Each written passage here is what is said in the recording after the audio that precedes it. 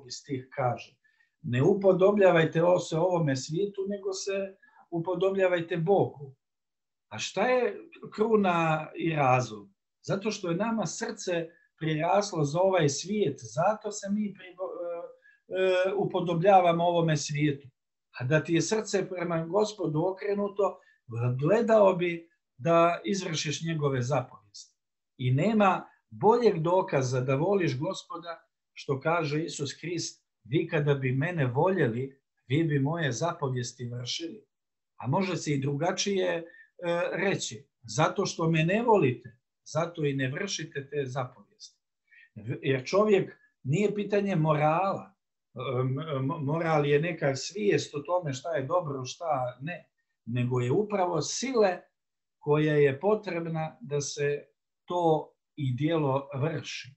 I to kaže apostol Pavle u 7. glavi tog Rimljanima: ja u sebi nalazim dva zakona, koja se jedan u mome tijelu koji se ustaje protiv Boga i protiv zakona Božjega, a u svojome srcu, u svome nutrini ja pronalazim svijest o tome da je to pogrešno i želju da vršim volju Božju. I onda kaže: o jadan sam ja, ko će me izbaviti iz ovoga tijela grehovnoga, ko će me spasiti od ovoga, jer u sebi vidim da, kaže, kad hoću da činim dobro, zlo mi je blizu i zlo je pri meni. Ali, kaže, hvala Gospodu što nas je oslobodio Isusu Hristu. I to je ta mogućnost, ta 8. glava koja govori o tome da nam je Gospod dao tu silu da možemo da vršimo djela Božje. I dolazimo do krucijalne stvari.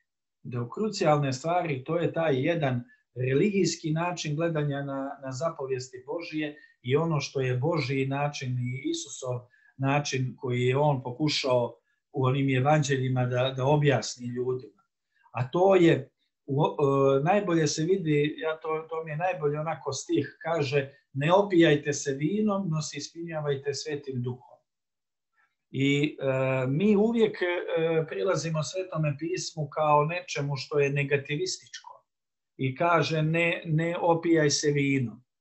I ti shvataš, ne valja se piti, ne valja biti alkoholičar, a opet imaš tu neku naviku, potrebu, kad popiješ bolje se osjećaš, ne znam, smirite, bolje si raspoložen, imaš hrabrosti da priđeš neko ili ne znam šta, ili cigara me smiri, pomogne mi, ili bilo koje sve te stvari.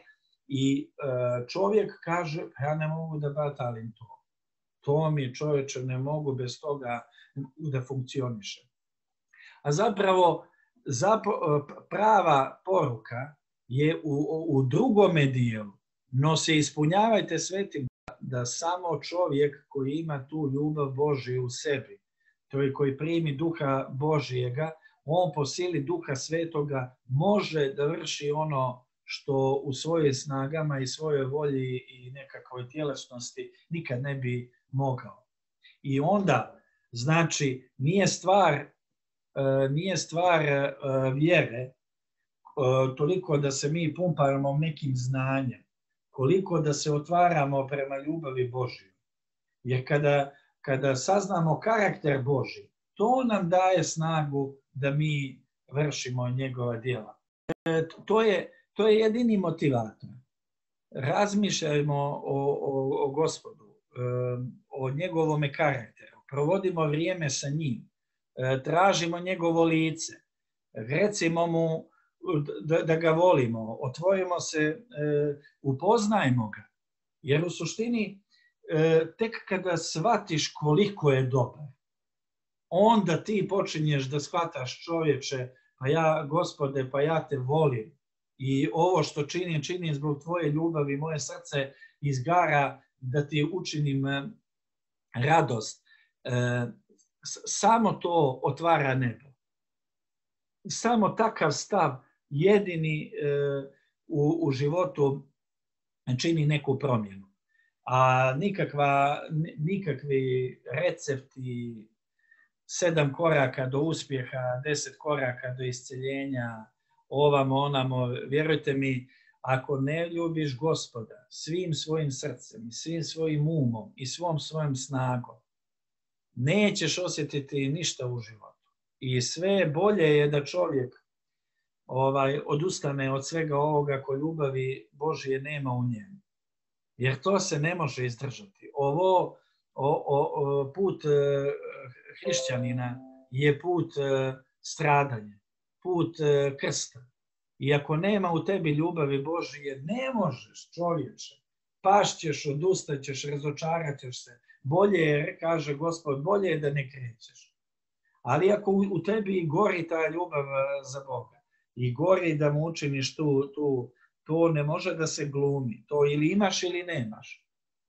I to će ti dati snage i to će ti pomoći u onim danima teškim i krize, ta neka ljubav da kažeš ja znam da po ovim mojim grijesima i svemu meni ne pripada ništa od tebe, Gospode. Ali znam da me voliš, jer toliko sam te upoznao, toliko si mi puta pomogao i ja tebe volim. I ta ljubav me sada ispunjava. I nešto što ja i ne mogu na kraju ni da objasnim sve, ali znam da je ovo ovako. I znam da ljubav Božja je odluka, a ne emocije. Odluka, ljubav je odluka. Ljubav je na neki način zavjet. Jer je to jedna spremnost da se zavjetuješ nekome na vječnu lojalnost. To je ljubav. I ona ti kao poput nekoga drveta koji je usađena svake sezone izbaci neki fini rod i desi se i vrijeme te i Bog blagoslovi to što si ti stavio tu zapovijest iznad svojih emocija, iznad svojeg nekog razumijevanja, iznad neke svoje volje, jer da se razumijemo, teško je danas održati zajedništvo. Svi smo postali jako sebični i svi smo postali svojeglavi, mi smo svoji i to. Pa u redu je to. Međutim, čovjek koji je potpuno svoj, taj se i kvalifikuje da bude dobar brat i sestra, jer ne uslovljava svoju ljubav i to je plus. Međutim, bez ljubavi Božje ništa smo. Samo smo praporac koji zveči i cimbal koji ječi. I samo priča, a nema nikakve suštine. I ako nemamo tog sadržaja, onda nemamo ništa. Jer kaže Gospod, pa kako možeš i da kažeš da voliš Boga kojega ne vidiš, a mrziš na brata koga vidiš? Ama lažeš, čovječe, u tebi nema ljubavi Božje. Jer da imaš ljubavi Božje, ti bi ljubio brata svojega kojega vidiš. I tako bi dao hvalu i slavu meni. Jer me kaže, ustima ste mi blizu, ali ste srcem daleko od mene.